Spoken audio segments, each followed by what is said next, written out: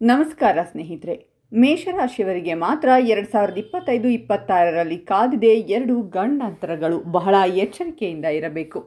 ಹಾಗಾದರೆ ಮೇಷರಾಶಿಯವರಿಗಿರುವ ಗಂಡಾಂತರಗಳು ಯಾವುವು? ಅದರ ಬಗ್ಗೆ ಸಂಪೂರ್ಣ ಮಾಹಿತಿಯನ್ನು ನೋಡೋಣ ಬನ್ನಿ. ಅದಕ್ಕೂ ಮುನ್ನ ನೀವು ಮೇಷರಾಶಿಯವರಾಗಿದ್ದರೆ ವಿಡಿಯೋಗೆ ಲೈಕ್ ಮಾಡಿ. ಹಾಗೆ ನೀವು ಇನ್ನೂ ನಮ್ಮ ಜ್ಯೋತಿಷ್ಯ ದರ್ಶನ ಚಾನಲ್ಗೆ ಸಬ್ಸ್ಕ್ರೈಬ್ ಆಗಿಲ್ಲ ಅಂದರೆ ಈಗಲೇ ಸಬ್ಸ್ಕ್ರೈಬ್ ಮಾಡಿ. ಹಾಗೆ ಪಕ್ಕದಲ್ಲಿ ಬರೋ ಬೆಲ್ ಐಕಾನನ್ನು ಕ್ಲಿಕ್ ಮಾಡಿ. ನಿಮ್ಮ ಸಮಸ್ಯೆಗಳಾದಂತಹ ಸತಿಪತಿ ಕಲಹ, ಪ್ರೀತಿಯಲ್ಲಿ ಮೋಸ, ಭೂಮಿ ವಿಚಾರ, ಕೋರ್ಟ್ ಕೇಸ್, ವ್ಯಾಪಾರ, ಹಣಕಾಸಿನ ತೊಂದರೆ, ಸಾಲಬಾಧೆ, ಸ್ತ್ರೀಯರು, ಗುಪ್ತ ಸಮಸ್ಯೆ, ಹೀಗೆ ಹಲವಾರು ಸಮಸ್ಯೆಗಳಿಗೆ ಶಾಶ್ವತ ಪರಿಹಾರ ಮಾಡಿಕೊಡುತ್ತಾರೆ. ಡಿಸ್ಪ್ಲೇ ಮೇಲೆ ಕಾಣುವ ಗುರೂಜಿ ನಂಬರ್ಗೆ ಒಮ್ಮೆ ಕರೆ ಮಾಡಿ. ಮೇಷರಾಶಿ ಭವಿಷ್ಯ 2025ರ ಪ್ರಕಾರ ಈ ವರ್ಷ ಮೇಷರಾಶಿಗೆ ಸೇರಿದ ಜನರು ತಮ್ಮ ಆರೋಗ್ಯದ ಬಗ್ಗೆ ಸಾಕಷ್ಟು ಎಚ್ಚರಿಕೆಯಿಂದ ಇರಬೇಕು. ಸಣ್ಣ ಆರೋಗ್ಯ ಸಮಸ್ಯೆ ನಿಮ್ಮನ್ನು ಕಾಡಬಹುದು. 2025ರ ಹೊಸ ವರ್ಷದಲ್ಲಿ ನೀವು ಆರೋಗ್ಯಕ್ಕಾಗಿ ಸ್ವಲ್ಪ ಹಣವನ್ನು ಖರ್ಚು ಮಾಡಬೇಕಾಗುತ್ತದೆ. ಇದರಿಂದಾಗಿ ನೀವು ಮಾನಸಿಕವಾಗಿ ಹೆಚ್ಚು ಒತ್ತಡಕ್ಕೆ ಒಳಗಾಗುವಿರಿ. ಪ್ರೀತಿಯ ಜೀವನದ ಬಗ್ಗೆ ಹೇಳುವುದಾದರೆ, ಹೊಸ ವರ್ಷದ ಆರಂಭದ ಕೆಲವು ದಿನಗಳಲ್ಲಿ ನೀವು ಸ್ವಲ್ಪ ತೊಂದರೆಯನ್ನು ಎದುರಿಸಬಹುದು. ನಿಮ್ಮ ಸಂಗಾತಿಯೊಂದಿಗೆ ಕೆಲವು ವಿಷಯಗಳಲ್ಲಿ ಮನಸ್ತಾಪ ಉಂಟಾಗಬಹುದು. ಇದರಿಂದಾಗಿ ನಿಮ್ಮ ಟೆನ್ಷನ್ ಹೆಚ್ಚಾಗಬಹುದು. ಒಟ್ಟಾರೆಯಾಗಿ 2025ರ ಹೊಸ ವರ್ಷದ ಕೊನೆಯಲ್ಲಿ ನಿಮ್ಮ ಪ್ರೀತಿಯ ಜೀವನ ಸುಧಾರಣೆಯನ್ನು ಕಾಣುವುದು. ಕೊನೆಯ ಕೆಲವು ತಿಂಗಳು ಪ್ರೀತಿಯಲ್ಲಿರುವ ಜನರ ಸಂಬಂಧ ಇನ್ನಷ್ಟು ಬಲಗೊಳ್ಳುವುದು ಮತ್ತು ಮನೆಯ ಎಲ್ಲ ಸದಸ್ಯರ ಸಂಪೂರ್ಣ ಬೆಂಬಲ ದೊರಕಲಿದೆ.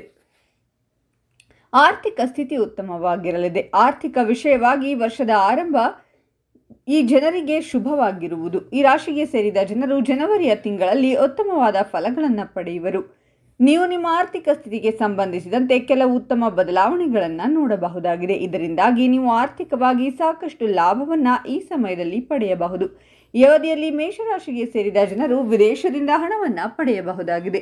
ಇದರಿಂದಾಗಿ ನೀವು ಮನೆಯ ಅಗತ್ಯಗಳನ್ನು ಪೂರೈಸುವಿರಿ. 2025ರ ಹೊಸ ವರ್ಷದ ಮೊದಲ 3 ತಿಂಗಳು ನಿಮ್ಮ ಖರ್ಚುಗಳು ಸಾಕಷ್ಟು ಹೆಚ್ಚಾಗುವುದರಿಂದ ನೀವು ಆರ್ಥಿಕವಾಗಿ ಕೆಲ ಸಮಸ್ಯೆಗಳನ್ನು ಎದುರಿಸಬಹುದು. ಆದರೆ ಮೇ ತಿಂಗಳ ನಂತರ ಅದೃಷ್ಟದ ಸಂಪೂರ್ಣ ಬೆಂಬಲವನ್ನು ನೀವು ಪಡೆಯುವುದರಿಂದ ಮೇಷರಾಶಿಗೆ ಸೇರಿದ ಜನರ ಆರ್ಥಿಕ ಜೀವನವು ಸುಧಾರಿಸಲು ಆರಂಭವಾಗುತ್ತದೆ.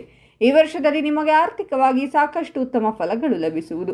ಇದರಿಂದಾಗಿ ವರ್ಷದ ಕೊನೆಯಲ್ಲಿ ನೀವು ಆರ್ಥಿಕವಾಗಿ ಸಾಕಷ್ಟು ಬಲದಿಂದಿರುವಿರಿ. ನಿಮಗೆ ನಿಮ್ಮ ಹಿರಿಯರಿಂದ ಈ ಅವಧಿಯಲ್ಲಿ ಶುಭ ಸುದ್ದಿ ಲಭಿಸುವ ಯೋಗವಿದೆ. ವೈವಾಹಿಕ ಜೀವನಕ್ಕೆ ಸಂಬಂಧಿಸಿದಂತೆ ಸಾಧಾರಣವಾಗಿರಲಿದೆ. ಈ ವರ್ಷ ನೀವು ವೈವಾಹಿಕ ಜೀವನದಲ್ಲಿ ಏರಿಳಿತಗಳನ್ನು ಎದುರಿಸಬೇಕಾಗುತ್ತದೆ. ಈ ವರ್ಷ ನೀವು ಸಣ್ಣ ವಿಷಯಗಳನ್ನು ಸಾಕಷ್ಟು ಗಂಭೀರವಾಗಿ ತೆಗೆದುಕೊಳ್ಳಬಹುದು. ಇದರಿಂದಾಗಿ ಅನಗತ್ಯವಾಗಿ ವಾದ ವಿವಾದಗಳು ಉಂಟಾಗುವ ಸಾಧ್ಯತೆ ಇದೆ. ಮೇ ತಿಂಗಳಿನಲ್ಲಿ ಗ್ರಹಗಳು ತನ್ನ ಸಂಚಾರವನ್ನು ಮಾಡಲಿದೆ. ಹಾಗಾಗಿ ನೀವು ನಿಮ್ಮ ಸಂಬಂಧದಲ್ಲಿ ಸ್ವಲ್ಪ ಸುಧಾರಣೆಯನ್ನು ನೋಡಬಹುದಾಗಿದೆ. ಈ ಸಮಯದಲ್ಲಿ ನಿಮ್ಮ ವೈವಾಹಿಕ ಜೀವನ ಸಂತೋಷದಿಂದ ಕೂಡಿರಲಿದೆ. ಆಗಸ್ಟ್ ತಿಂಗಳು ನಿಮ್ಮ ವೈವಾಹಿಕ ಜೀವನ ಪ್ರತಿಯೊಂದು ವಿಷಯಕ್ಕೂ ಉತ್ತಮವಾಗಿರುವುದು.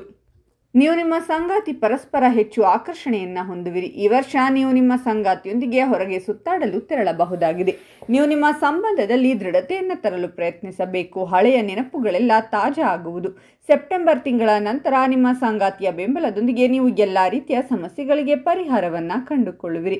ಹಾಗಾಗಿ ನೀವು ಯಾವುದೇ ರೀತಿಯ ಸಣ್ಣ ವಿಷಯಗಳನ್ನು ನಿರ್ಲಕ್ಷಿಸಬೇಡಿ. ಇದರಿಂದ ನಿಮ್ಮ ಸಂಗಾತಿಯೊಡನೆ ಜಗಳವಾಗುವ ಸಾಧ್ಯತೆ ಇದೆ. ನಿಮ್ಮ ಜಾತಕದ ವಿವಾಹದ ಮನೆಯಲ್ಲಿ ಸಾಕಷ್ಟು ಗ್ರಹಗಳ ಪ್ರಭಾವವನ್ನು ನೋಡಬಹುದಾಗಿದೆ. ಪ್ರೀತಿಯ ಜೀವನಕ್ಕೆ ಸಂಬಂಧಿಸಿದಂತೆ ಅತ್ಯಂತ ಶುಭವಾಗಿರುವುದು.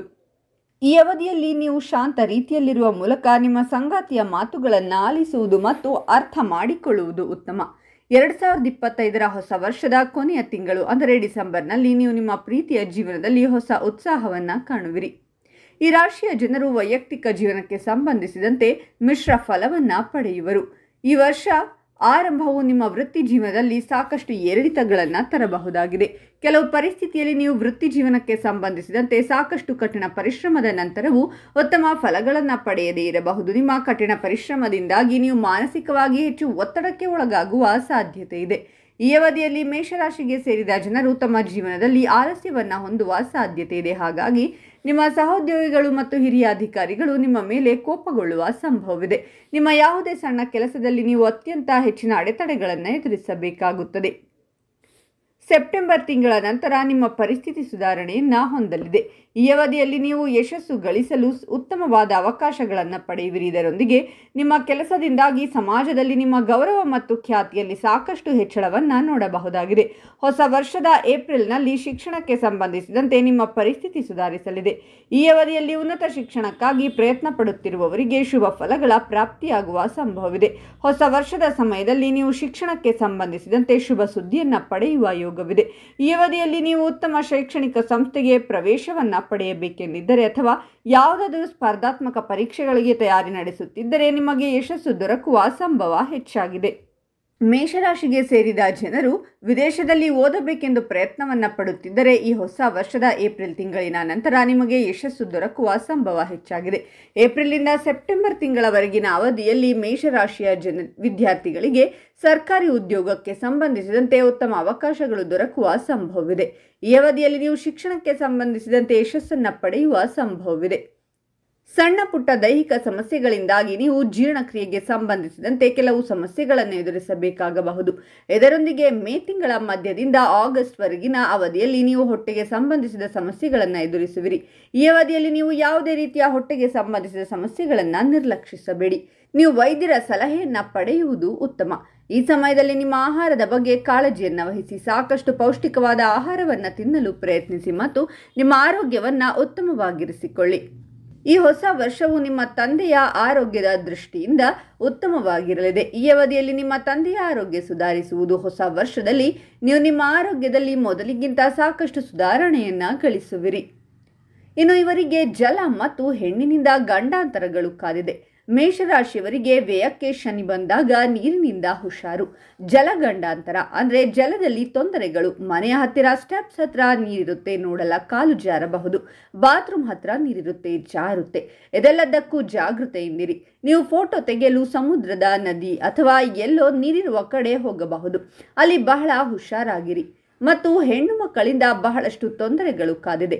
ಗಂಡಂದಿರಿಗೆ ಹೆಂಡತಿಯಿಂದ ತೊಂದರೆಯಾಗಬಹುದು. ಹೆಂಡತಿಯಿಂದ ಹೇಗೆ ತೊಂದರೆ ಆಗುತ್ತೆ ಅಂದರೆ ಅನಾರೋಗ್ಯದಿಂದ ವ್ಯಯವಾಗುತ್ತೆ. ಇನ್ನು ಮಗಳಿಗೆ ಆಪರೇಷನ್ ಆಗಬಹುದು, ಹೆಂಡತಿಗೆ ಆಪರೇಷನ್ ಆಗಬಹುದು. ಮತ್ತು ಶುಕ್ರನಿಗೆ ಸಂಬಂಧಪಟ್ಟಿದ್ದು ನರಗಳು.